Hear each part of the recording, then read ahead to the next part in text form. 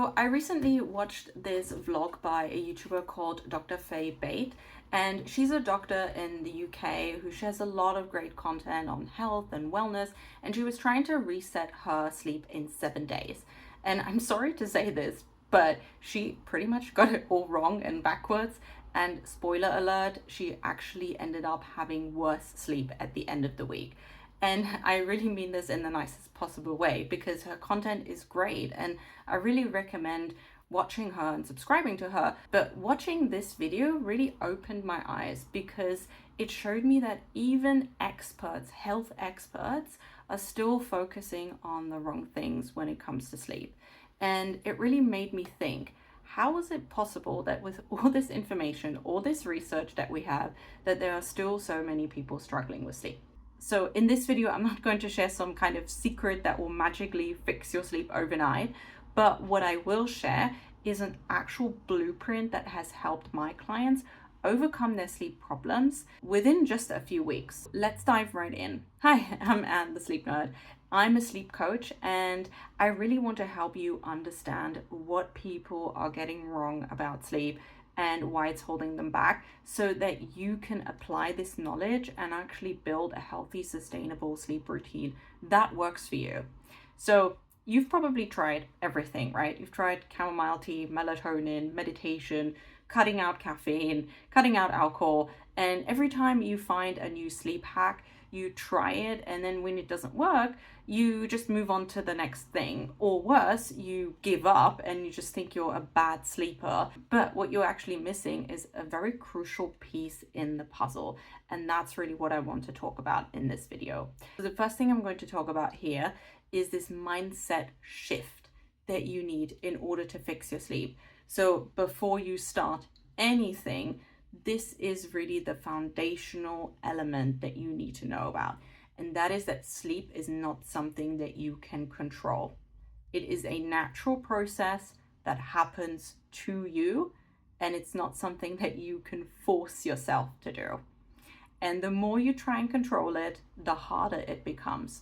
It's this paradox, right? You have the perfect bedtime routine and you go to sleep, you lie down, you're finally ready, and then you're just lying there awake, and then you start worrying about the fact that you're not sleeping. And this is really what I'm talking about here. Sleep only happens when you let it happen and when you let go of control. Trying to perfect your sleep by following some kind of rigid routine will backfire.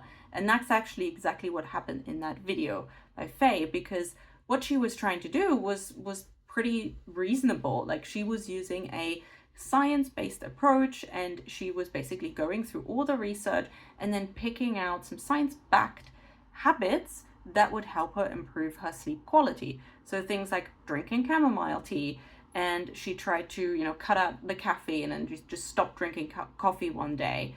She tried, more exercise and movement in the morning, especially.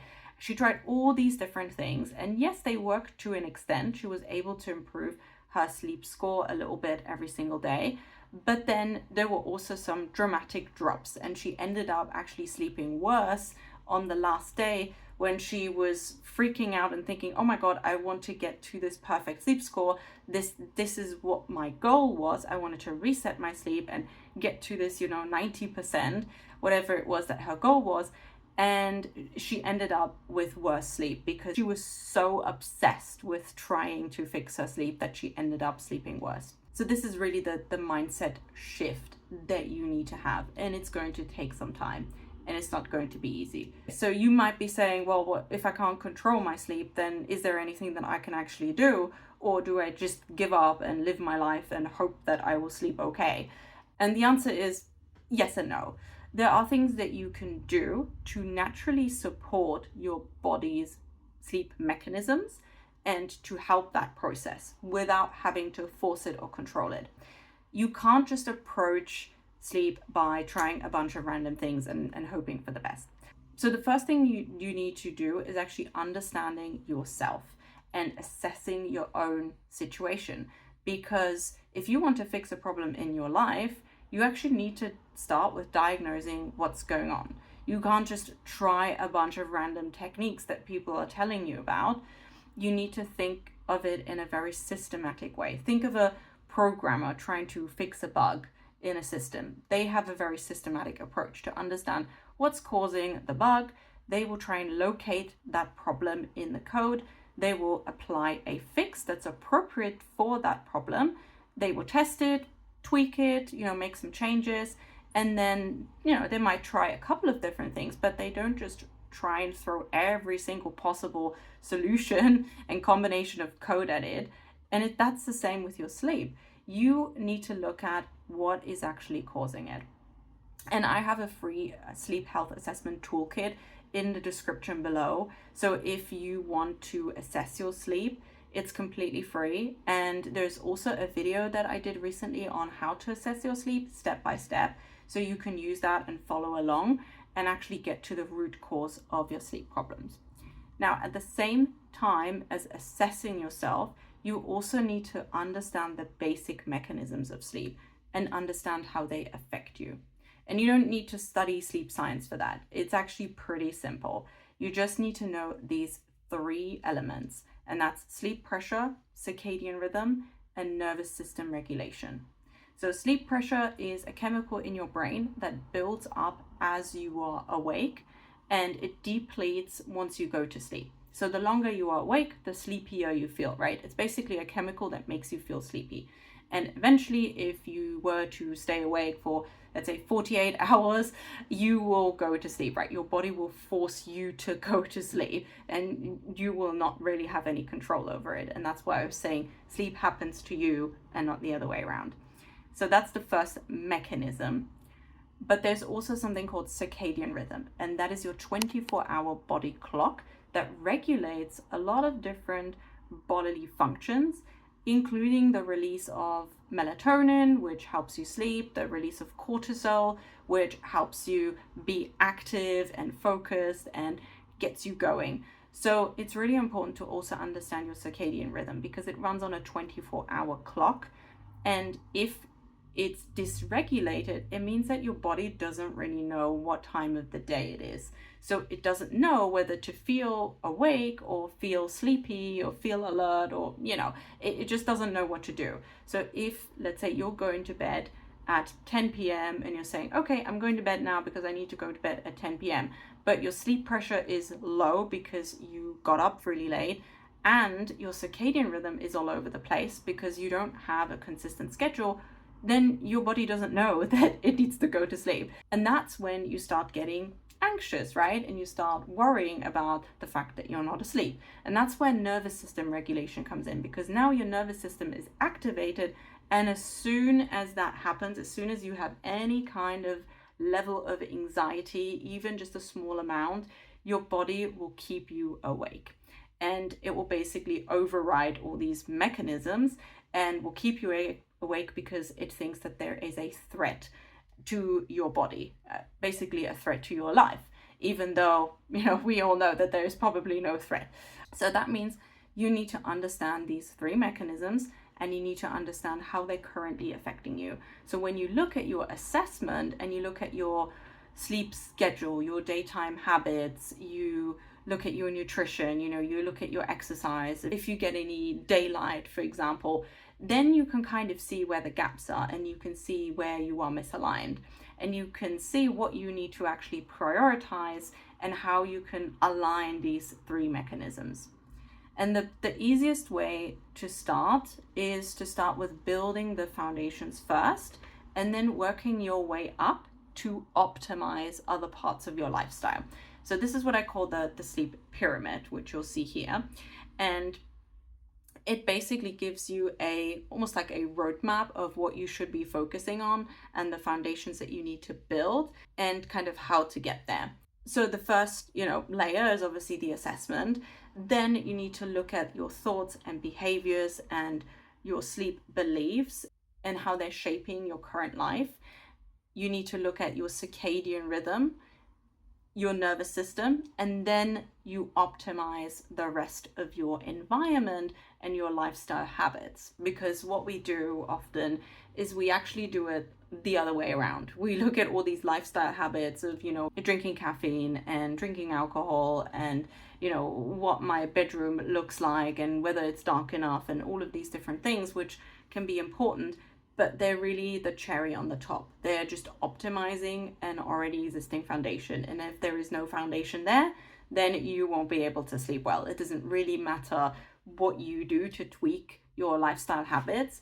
If you don't have the foundation, it's not going to work. So that means you need to work on sleep pressure, circadian rhythm, nervous system regulation, and then add on those optimization strategies. And I'll give you a very simple example of one of my clients. So Alex came to me and he was getting about 5 to 6 hours of sleep a night. And basically he would go to bed around the same time every single night. He would wake up in the early hours, like 4, 5 a.m., and he could simply not go back to sleep. So he would start thinking about work and everything he had going on in his life, conversations he had with friends, family, colleagues. And at that point, he was essentially wide awake, right? And that's when you start gaining that sort of anxiety, and that's when that's it, right? You're awake and you're not going to go back to sleep. And he would try and catch up on his lost sleep the next day by having some power naps. He also had a very active social life. So he would go out on the weekends with his wife and friends. They would go out dancing and stay out until, 1, 2, 3 a.m. sometimes. And then he would, again, sleep in maybe until 9 a.m., 10 a.m., and then going back to his usual schedule during the work week and waking up at 7. So you can see how that is, of course, part of the problem. So here's what we did. We worked on the foundations of building up sleep pressure and addressing his sleep-related beliefs and behaviors first.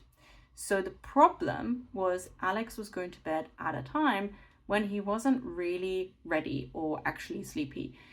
He would just go because, his daughter was going to bed, his wife was going to bed, so, it's just part of the routine. He wasn't really thinking about the timing. So the first thing we did was actually going to bed later. And yes, you heard that right. So we didn't try to create this calming, perfect bedtime routine for him so that he would be really, relaxed and wouldn't wake up at night. We actually didn't do any of that. We shifted his bedtime a little bit later, and I also asked him to stop napping during the day. So that's the first thing we did. We then worked on regulating his circadian rhythm. So that means ensuring that he gets up at the same time every single day, even on weekends. And this is important because he was getting up at the same time during work weeks, right? Because of work, he had to get up at the same time and get his daughter out of the house to school, etc. But he was having a very irregular schedule on the weekend. So we made sure that even on the weekends, he would kind of stick to that time. And of course, there's some flexibility, but we tried to keep it within a 30 to 60 minute window. And then we also added in some more daylight exposure, ensuring that he, goes out on walks, etc. Now, for someone who is desperate to get some sleep, this is really hard because we often believe that we have to try everything in order to get the perfect sleep, and we have to spend more time in bed to get sleep. But what is actually happening is it's doing the opposite. We are putting in all of these compensating behaviors, like going to bed early, napping during the day, sleeping in on the weekends, but it's actually doing the opposite. So we had to build those foundations first. We had to really build up his sleep pressure so that he would have a deeper, better sleep. He wouldn't wake up as often. And we also had to align his circadian rhythm, make sure that he's getting up at the same time every day. And, I could have easily told him, just stop drinking, stop going out, cut out the alcohol, right? That's an easy fix. Yes, that could have improved some things. But during the week, he was still having these problems. So that wasn't really the full story. At the end of the day, we all know that alcohol is bad for our sleep quality. And absolutely, if you can avoid alcohol, do it. But it's also part of our life sometimes, for a lot of people.